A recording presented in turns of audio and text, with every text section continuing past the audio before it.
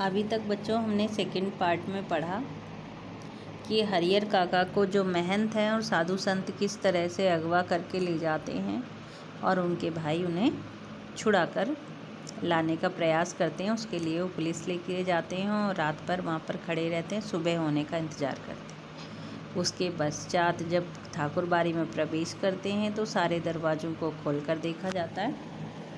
आगे क्या होता है उसको जानते हैं बच्चों हम।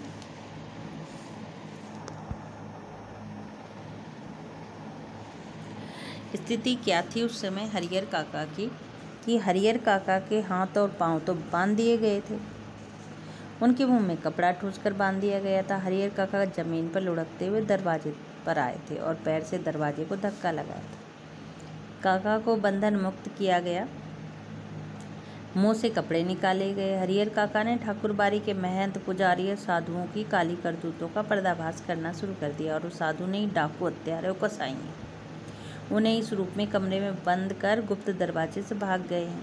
उन्होंने कई सादे और लिखे हुए कागजों पर जबरन उनके अंगूठे के निशान लगवा लिए। इस तरह से हरियर काका बताने लगे कि क्या क्या उनके साथ घटना घटी। हरियर काका ने देर तक अपने बयान दर्ज करा दिए। पुलिस के सामने उनके शब्द साधुओं के प्रति नफरत और घृणा हो रही थी। जीवन में कभी किसी के खिलाफ उन्होंने इतना नहीं कहा था होगा जितना ठाकुरबाड़ी के महंत और पुजारी और साधुओं के बारे में कहा था। अब हरियर काका पुनः अपने भाइयों के परिवार के साथ रहने लगे। इस बार उन्होंने दालान पर नहीं, घर के अंदर रखा गया, किसी बहुमूल्य वस्तु की तरह संभाल कर और सजोकर। इस तरह से उन्हें रखा जाने लगा। उनकी सुरक्षा के रिश्ते नाते में जितने सूरमा थे उनको बुला लिया गया, हथियार जुटा लिए गए, 24 घंटे पहरे दिए जाने लगे। अगर किसी आवश्यक कार्यवश काका घर से गांव में निकलते तो 4-5 की संख्या में हथियारों से लैस लोग उनके आगे पीछे चलते रहते। रात में चारों तरफ से घेर कर सोया जाता हरियर काका को कि कहीं दोबारा से इनका अपहरण न हो जाए। भाइयों ने ड्यूटी बांध ली थी, आधे लोग सोते तो आधे लोग जाकर पहरा देते। इधर ठाकुरबाड़ी का दृश्य भी बदल गया। एक से एक खूंखार लोग ठाकुरबाड़ी में आ गए थे। उनको देखकर डर लगता था। गांव के बच्चों ने तो ठाकुरबाड़ी में जाना ही बंद कर दिया था। हरियर काका को लेकर गांव प्रारंभ से ही 2 वर्गों में बटा हुआ था, यानी तरह तरह की बातें लोग करते थे। इसी नई घटना को लेकर दोनों तरफ से प्रतिक्रियाएं होने लगी। और अब हरियर काका एक सीधे साधे भोले किसान की अपेक्षा चतुर ज्ञानी हो गए थे। वो महसूस करने लगे थे कि उनके भाई अचानक उनको जो आदर, सम्मान और सुरक्षा प्रदान करने लगे, उसकी वजह उन लोगों के साथ उनके सगे भाइयों का संबंध नहीं है, बल्कि उनकी जायदाद है। इसी गांव में जायदादहीन भाई को कौन पूछता है। हरियर काका को अब सब नजर आने लगा था, महंत की चिकनी चुपड़ी बातों के भीतर की सच्चाई।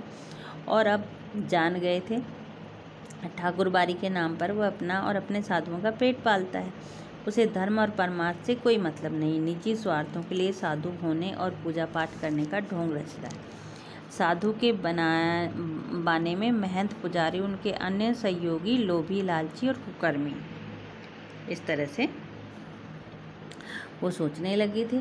छल बल कल किसी भी तरह, यानी युक्त और बुद्धि से किसी भी तरह से वो धन अर्जित करते थे, बिना परिश्रम किए आराम से रहना चाहते थे। और उनके सबके इरादे जो थे वो बहुत ही घृणित थे। इसलिए हरियर काका ने मन ही मन तय कर लिया कि अब महंत को वे अपने पास पटकने भी नहीं देंगे और साथ ही अपनी ज़िंदगी में अपनी जायदाद भाइयों को भी नहीं लिखेंगे, अन्यथा फिर वह दूध की मक्खी हो जाएंगी, लोग निकाल कर फेंक देंगे, कोई उन्हें पूछेगा नहीं, बुढ़ापे का दुख बिताए नहीं बीतेगा। इस तरह वो सोचने लगे थे।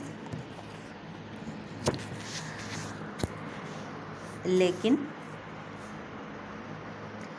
हरियर काका सोच कुछ और रहे थे और वातावरण दूसरा ही तैयार हो रहा था। ठाकुरबाड़ी ने जिस दिन उन्हें वापस लाया गया था, उसी दिन से उनके भाई और रिश्ते नाते वाले लोग समझाने लगे थे कि जायदाद अपने भतीजों के नाम लिख दो।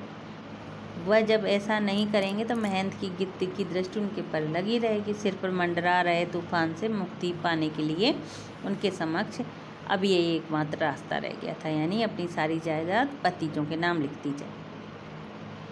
सुबह, दोपहर, शाम, रात तक यही चर्चा रहती थी, यही बातचीत रहती थी। लेकिन हरिहर काका साफ नकार जाते थे। मेरे बाद तो मेरी जायदाद इस परिवार की अपने आप ही हो जाएगी, इसलिए लिखने की क्या ज़रूरत है। महंत ने अंगूठे जो जबरन निशान लिए हैं उनके खिलाफ मुकदमा हमने कर ही दिया है। भाई जब जब समझाते हार गए तब उन्होंने डांटना और दबाव देना शुरू कर दिया, लेकिन हरिहर काका इस रास्ते भी राजी नहीं हुए। स्पष्ट कह दिए कि अपनी ज़िंदगी में वह नहीं लिखेंगे। बस एक रास्ता उनके भाइयों ने वहीं रूप धारण कर लिया जो महंत ने धारण किया था, उनके सहयोगियों ने धारण किया था। हरिहर काका को अपने आंखों पर विश्वास नहीं हुआ। उनके वही सगे भाई जो उनकी सेवा और सुरक्षा में तैयार थे, उन्हें अपना अभिन्न समझते थे, जो उनकी नींद ही सोते और जागते हथियार लेकर उनके सामने खड़े हुए कह रहे थे, सीधे मन से कागजों पर जहाँ जहाँ जरूरत है अंगूठे के निशान बनाते चलो, अन्यथा मार कर यहीं घर में गाड़ देंगे। गांव के लोगों को कोई सूचना तक नहीं मिलेगी। अगर पहले वाली बात होती तो हरिहर काका डर जाते। अज्ञान की स्थिति में मनुष्य मृत्यु से डरते। ज्ञान होने के बाद आदमी को आवश्यकता पड़ने पर मृत्यु को वरण करने के लिए तैयार।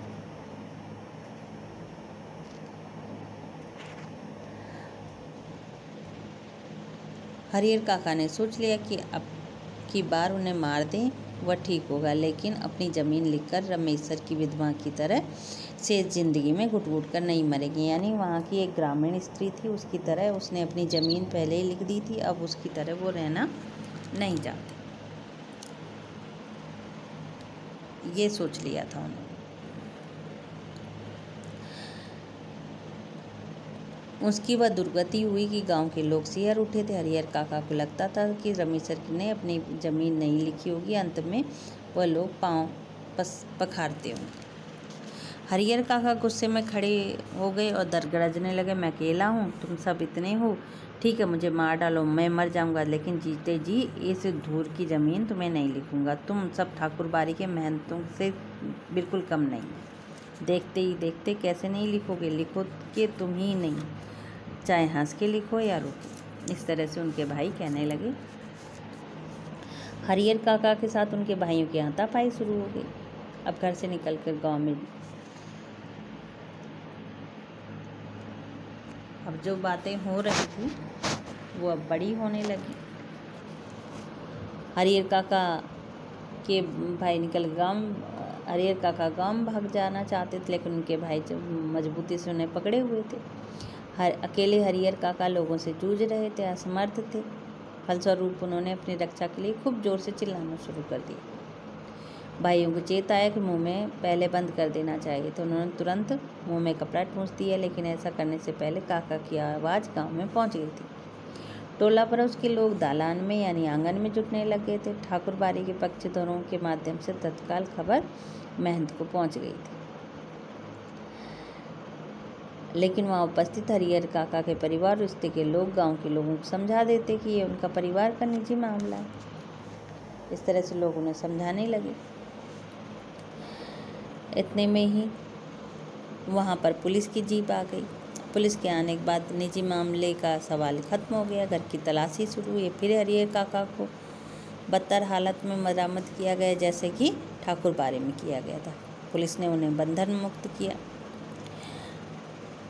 जो उन पर अत्याचार हुए, जुल्म हुए, उसकी कहानी उन्होंने बताई। उनसे कहा गया कि इन्होंने ज़बरदस्ती हमसे अंगूठा लगवाया है, हमारी मारपीट की है, दुर्गति की है, कि अब थोड़ी देर तक पुलिस नहीं आती तो वो उन्हें मार ही डालती शायद। इस तरह से हरिहर काका बताने लगे। हरिहर काका के पीठ, माथे और पाँव पर कई जख्म के निशान थे। बहुत घबराए हुए से लग रहे थे, काँप रहे थे। अचानक बेहोश होकर गिर पड़े। मुंह पर पानी छींटकर होश में लाया गया। भाई और भतीजे तो पुलिस आते ही चंपत हो गए। हरिहर काका के साथ ये जो घटना घटी थी अब सबसे अंतिम घटना थी। इस घटना के बाद काका अपने परिवार से एकदम अलग रहने लगे थे। उनकी सुरक्षा के लिए राइफलधारी पुलिस के 4 जवान रहते थे। हालांकि उनके भाइयों ने महंत की ओर से काफ़ी प्रयास किए गए। असल में भाइयों को चिंता थी कि हरिहर काका अकेले रहेंगे तो ठाकुर बाड़ी के महंत अपने लोगों को साथ आकर पुनः भगा ले जाएगा। इस तरह से उनको चिंता थी, लेकिन इसलिए उन्होंने जो हरिहर काका ने पुलिस की मांग की थी अपनी सुरक्षा के लिए।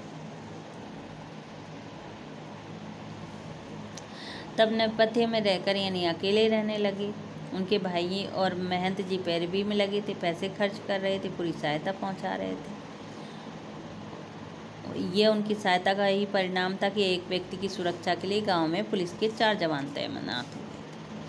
जहाँ तक मैं समझता हूँ, फिलहाल हरियर काका पुलिस की सुरक्षा में रह जरूर रहे थे, लेकिन उनकी वास्तविक सुरक्षा ठाकुर बारी और उनके भाइयों से थी। इस तरह लेखक बताता है।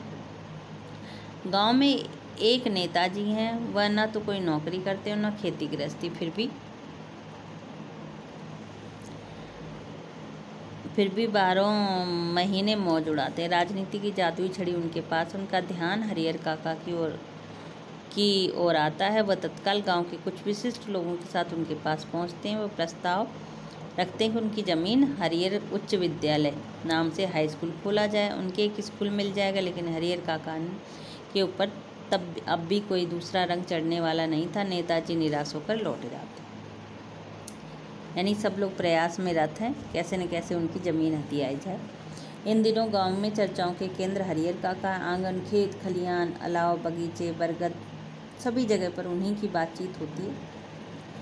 सभी लोग सोचते हैं, तरह तरह की बातें करते कि राम जाने क्या होगा। दोनों ओर के लोगों ने अंगूठे के निशान ले लिए, लेकिन हरियर काका ने अपना बयान दर्ज करवाया कि दोनों लोगों में किसी को अपनी ज़मीन का उत्तराधिकारी नहीं।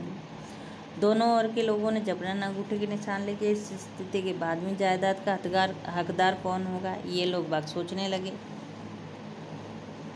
लोगों के बीच बहस छिड़ जाती है कि उत्तराधिकारी के कानून पर जो जितना जानता है उससे 10 गुना अधिक उगल देता, फिर भी कोई समाधान नहीं निकलता। रहस्य खत्म नहीं होते, आशंकाएं बनी रहती, लेकिन लोग आशंकाओं को नज़रअंदाज भी नहीं कर सकते।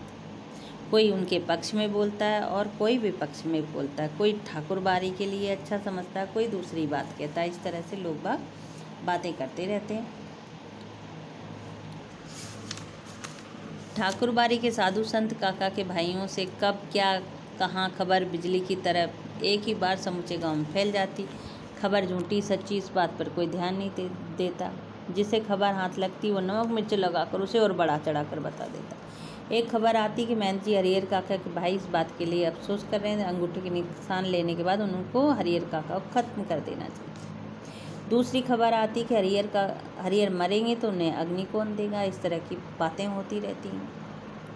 तीसरी खबर आती कि हरियर की मृत्यु के बाद उनकी ज़मीन पर कब्जा करने के लिए उनके भाई अभी से तैयारी कर रहे हैं। इलाके के मशहूर जो डाकू हैं बुट्टन सिंह, उनको भी बुला लिया गया है, उनसे बात कर ली गई। पूरे इलाके में उनके नाम की तूती बोलती है, बहुत कुख्यात डाकू है। चौथी खबर ये भी थी कि महंत जी ने निर्णय लिया है कि हरियर की मृत्यु के बाद देश के कोने कोने से साधुओं और नागाओं को वो बुलाए। इस तरह की बातें फैलने लगी। रहस्यात्मक और भयावही खबरों से गांव का आकाश आच्छादित था, यानी ढका हुआ था, भर गया था। दिन प्रतिदिन आतंक का माहौल गहरा रहा था।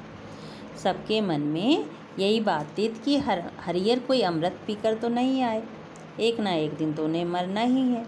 फिर एक भयंकर तूफान चपेट में एक गांव आ गया। उस वक्त क्या होगा कुछ कहा नहीं जा सकता। ये कोई छोटी लड़ाई नहीं थी, एक बड़ी लड़ाई थी। जाने अनजाने पूरा गांव इसकी चपेट में आएगा ही, इसलिए लोगों के अंदर भय था और प्रतीक्षा भी। एक ऐसी प्रतीक्षा जिसे जुटला कर भी उसके आगमन को टाला नहीं जा सकता। और हरियर काका वो तो बिल्कुल मौन हो गए थे, बिल्कुल चुप रहने लग गए थे। अपनी ज़िंदगी के शेष दिन काट रहे थे। एक नौकर रख लिया था उन्होंने, वही उन्हें बनाता खिलाता। उनके हिस्से की ज़मीन में जितनी फसल होती उससे अगर वह चाहते तो मौज की ज़िंदगी बिता सकते थे, लेकिन वह तो गूंगेपन का शिकार हो गए। कोई बात कहो तो पूछो तो कोई जवाब नहीं। खुली आंखों से बराबर आकाश को देखते रहते। सारे गांव के लोग उनके बारे में कुछ न कुछ कहते रहते, सुनते रहते, लेकिन अब कहने के लिए कोई बात नहीं।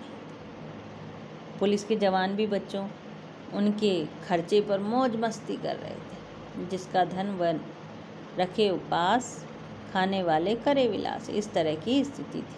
अब जो नहीं खाया है दोनों जून उसका भोग लगा रहे थे पुलिस वाले।